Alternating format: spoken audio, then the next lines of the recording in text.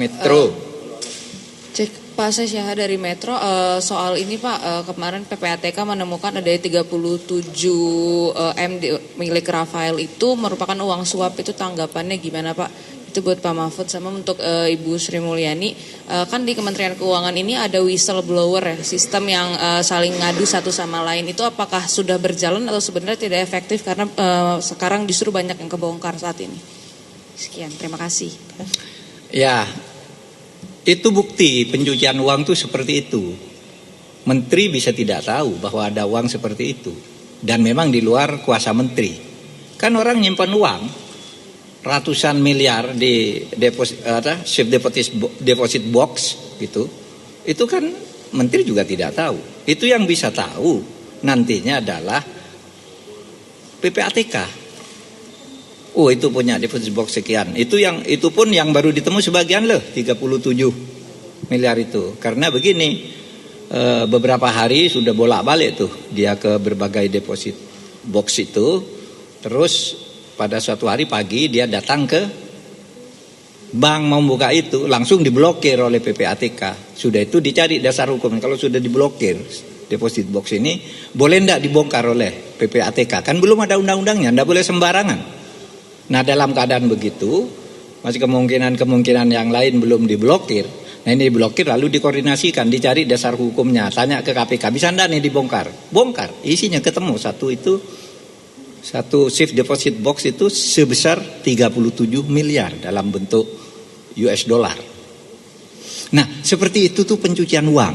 Contohnya, intelligence keuangan menemukan cara itu, dan itu bukan bukti hukum dulu, itu harus dikonstruksi menjadi hukum. Bagaimana nih, dari mana tadinya, terus itu bisa dilacak.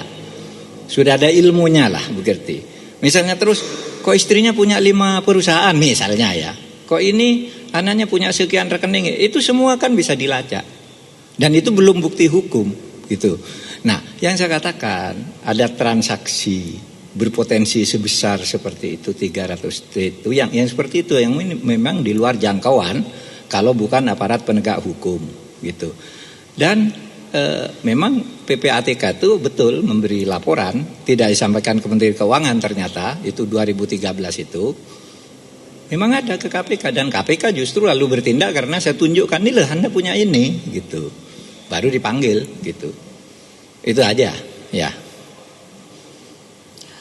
Baik, yang mengenai WISE atau whistleblower, kita menerima jumlah dari laporan whistleblower, nanti angkanya yang terakhir saya mungkin lebih dari 1.200-an.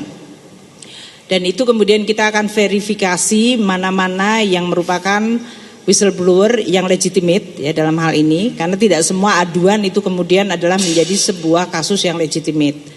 Dan bagi yang sudah legitimate, maka kita akan melakukan langkah-langkah seperti yang tadi saya sampaikan.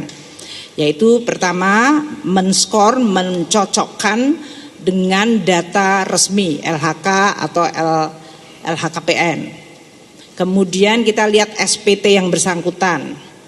Kemudian kita lihat profil keluarganya. Kita mencek media sosialnya dan apakah ini menyangkut sesuatu. Teman-teman ya media, kalau whistleblower nggak selalu seluruhnya korupsi. Ada masalah kepegawaian, ada masalah pribadi yang bisa muncul kepada kita semuanya. Tapi itu semuanya kita berikan apa yang disebut follow up secara kredibel bagi seluruh masukan atau informasi yang berasal dari whistleblowing system. Pak Irjen telah menyampaikan mungkin minggu lalu bahwa kita punya 3 line of defense dan kita akan review lagi 3 line of defense. Defense pertama adalah di tempat mereka kerja, atasan langsung, dan bagaimana unit tersebut melakukan identifikasi resiko. Yang kedua, kita punya line of defense yang disebut kepatuhan internal. Ini kebutuhan internal dan langkah-langkah yang kita lakukan dengan Irjen, berapa banyak orang yang kita berhentikan atau mendapatkan hukuman disiplin, memang kami tidak menyampaikan ke publik. Tapi kalau memang Pak Mahfud bilang, Bu, supaya publik percaya saya laporkan ke publik, ya monggo saja, saya nggak ada masalah. Ini adalah rambu-rambu hukum yang kita lakukan. Jadi berapa orang mendapatkan hukuman disiplin berat, berapa ringan, nanti dari Irjen akan menyampaikan kepada teman-teman media semuanya. Mungkin itu ya. Tapi saya akan meyakinkan Anda semuanya yang menyampaikan kemarin juga ada yang bilang, oh Bu Sri Mulyani cuma omong doang. Saya menyampaikan laporan, ternyata enggak. Ini ternyata staf saya sendiri yang membuat investasi dan kena tipu dari investasi bohong, yang disalahin saya. Investasi bodong ya dalam hal ini. Jadi banyak orang punya masalah keuangan, itu semuanya bermuaranya seolah-olah ke kami gitu. Tapi nggak apa-apa, kita akan tangani saja. Setiap yang kita anggap kalau dia punya persoalan apa saja, dari mulai masalah pribadi, masalah perkawinan sampai masalah karir dan masalah korupsi, semuanya mengalir kepada kita dan kita akan terus lakukan berdasarkan aturan-aturan kepegawaian yang ada. Mungkin itu ya.